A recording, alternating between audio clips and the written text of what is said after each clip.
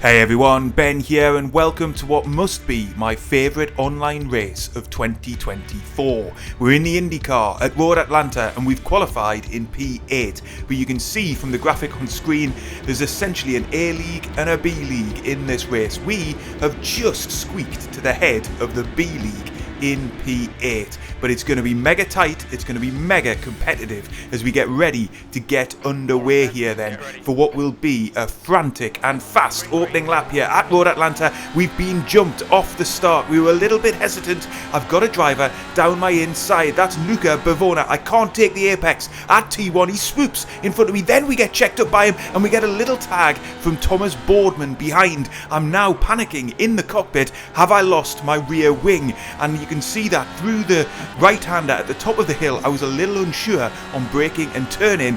Thankfully, it seems as if we're not terminally damaged in this race, although I am wide through the left-hander there at the bottom of the hill. But let's just see as we get through the rest of this lap, can I assess what kind of damage I'm carrying? I don't want to spin out of this race so early on when we've got a brilliant opportunity of getting a very good top 10 result here. And the more we've gotten through this lap, the more comfortable I'm feeling in the car. Hopefully, both myself and Thomas Boardman got away with that. I had to get on the brakes, just dab them through the exit of that corner because unfortunately I got checked up by Bavona, who swooped through in T1, and that then caused a bit of a concertina effect. But as we come to the end of lap 1, it looks like we're going to be able to continue running. I don't know whether that contact will compromise my pace, but as we get on to lap 3, actually I'm settling in to a pretty good pace. Up ahead, Luca Bavona pushing very hard on the exit of that corner. This might give me a chance then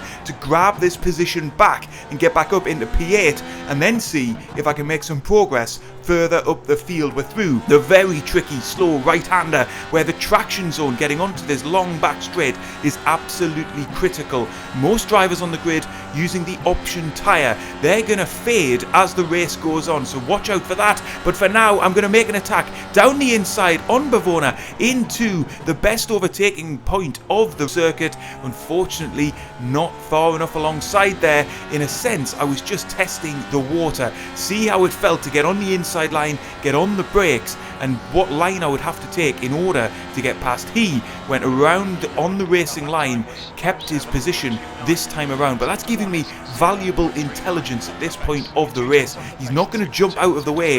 It looks like he's determined to hold on to the position. I now know a little bit more about how the car will behave in that braking zone on turning on the inside line. I can use that hopefully in further overtaking attempts because we're still within half a second as we're into the midpoint of the next lap. The laps fly past here. It is a super quick and fast and frantic combination. Again, we prioritise a good exit from that corner. I'm using the push to pass. We've got about one of those every lap in this sprint race format, and I'm still within half a second here. I'm hoping to close in a little bit further, but I am looking like I'm going to be too far back in the braking zone this time around. So we get on the brakes, spot our apex very nicely. We are closing in, and look at that, Bavona very wide on the exit there. I'm going to set what for me is a very competitive lap time here as we come through the last corner, a 106.7. I've never lapped quicker here in all of the practice, the qualifying, and the previous race session I did. That is my fastest lap so far, and so I'm really trying to turn the pressure up on Luca Bavona here as again we just float the car through the top of the hill then, and then it's the exhilarating downhill S's where you're just trying to keep in close contact with any cars up ahead, but being mindful that any accident at this point is going to take you both out. He ran wide, I very neatly got loose on the curb there. We both held it together, but the gap now just 0.2 seconds as again we come into the very slow and technical right-hander, again trying to prioritise a good exit. He was slightly more loose, I think, on traction than me. This could then give me a big opportunity into the braking zone. I'm going to stick in his slipstream, and you can see the power of that slipstream as I'm gaining. Am I going to be close if I'm not alongside as we hit the braking zone? But I'm going to try and get alongside in the braking zone. Oh, and look at that. We came so close to contact there in the midpoint of the corner. Again, he's hugely loose on the exit. That can't be doing his tyres any good in this race. We're going to cross the start-finish line though, still in P9, following very close behind, but it's extremely difficult to follow close behind in some of those quicker corners, and we drop back back. But let's take a look at it on replay then. How close did we come to contact?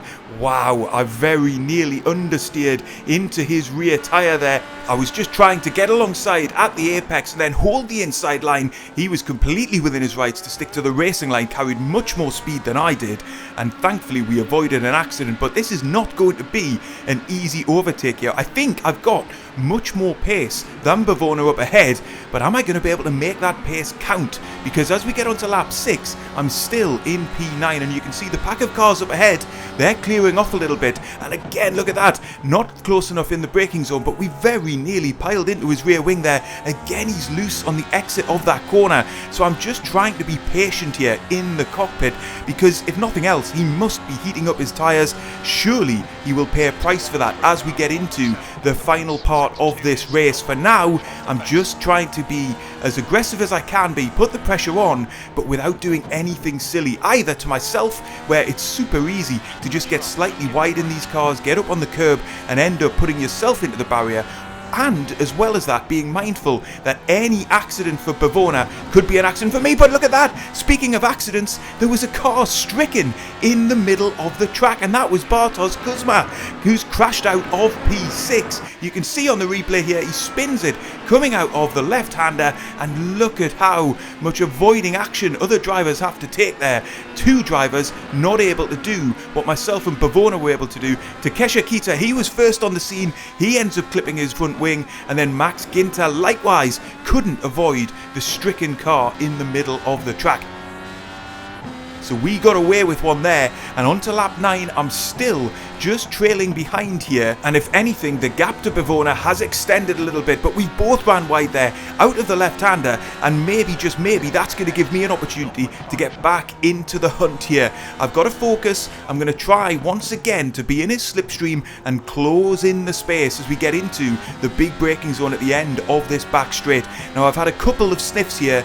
Both times the door has been well and truly shut. I know, even at this stage of the race, this is not going to be easy, and I don't want to throw away my top 10 position. We're closing in here, getting closer and closer into the braking zone, but ultimately not close enough, so I think better of it. Again, not wanting to throw away what I've got, and let's be clear, if I wasn't able to get past on that earlier incident, I know I've got to be much closer heading into the braking zone if I'm going to be able to make that move stick. But we are in close contact here. I'm getting better into that T1, following closely behind another car there, just coming off the accelerator early, hitting that apex. It allows me to carry more speed through the corner, but again, following too closely through this section of track is just extremely difficult and ultimately risky as well. Again, we're through the bottom of the hill there, and again, I think I've got a better line through that corner. I'm carrying more speed, and I'm hoping that is going to set me up for the next section of corners to be well within his slipstream once again.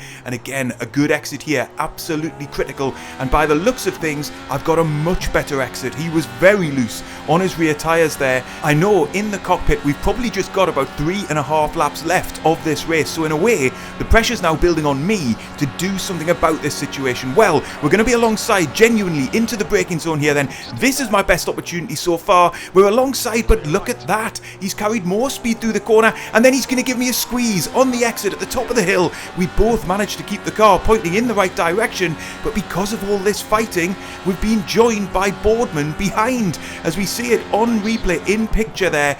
Look at that, we're side by side through the middle part of the corner, but Boardman is capitalising on the fact that we're being slowed down here by Bavona up ahead. This is now turned into a three-way fight for P7 in this race.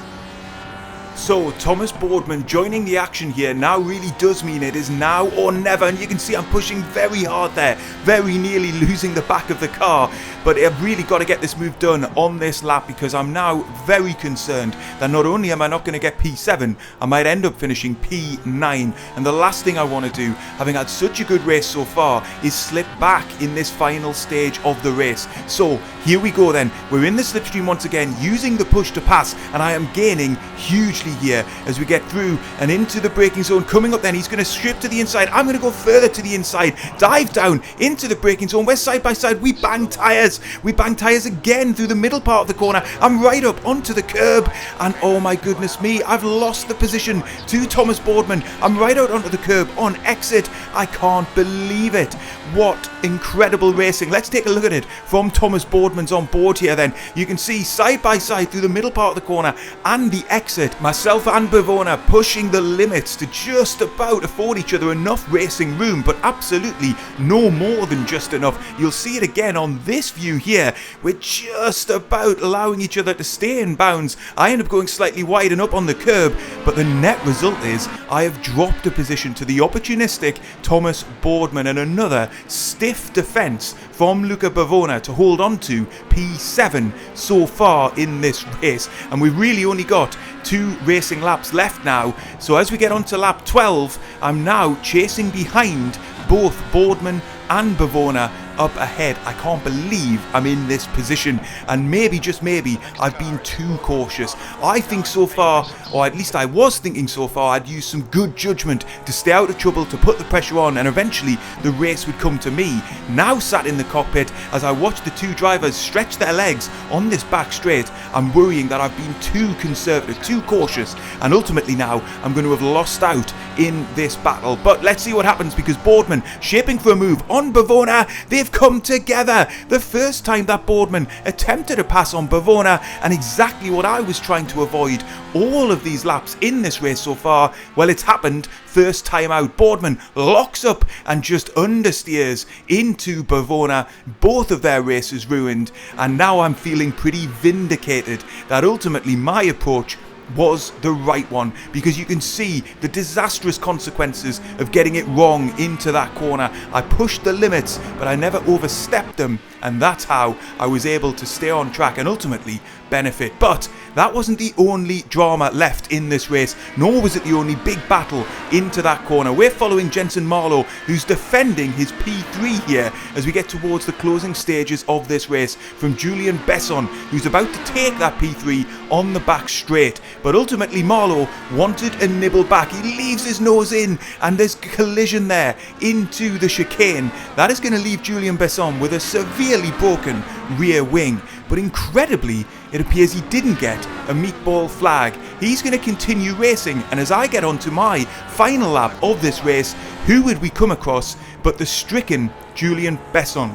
So my first thought is, fantastic, great news, I'm going to get an extra position here, but Besson is running so slowly, I've got to be mega cautious here, trying to get past him. He's not getting off the racing line. Now in fairness, through this section of track, that's pretty difficult, and he wants to get his car to the finish, but I am losing seconds of lap time here, and I am now a little bit worried about whether any drivers behind might catch up, but surely he's going to bail out into this corner. Well, unfortunately, he's not. He's going to hold the racing line, so I am compromised even further, losing seconds upon seconds. And now finally, as we get onto the long back straight, I'll blast past him, because of course his car is severely damaged, but that has cost me the best part of 5 seconds in this final lap, and actually it's put me under pressure from the driver behind, and we'll see his onboard camera now live in the top right hand corner of your screen, and he very nearly locks up into my rear wing there as he sniffed an opportunity to grab one more position in this race. Ironically, Besson will now get back past him. He'll finish directly behind me on track, but I will take the checkered flag to take P6 in this race. And wow, what an intense and absorbing race that was. I think easily one of my best races of the season. I was really happy with my underlying pace, and then when it came to racecraft, I think in the end the results vindicated the approach that I took in this session, and I bagged a really strong result. I hope you've enjoyed this video. If you have, leave a like, get subscribed to the channel if you aren't already, and check out one of the other race videos on screen now.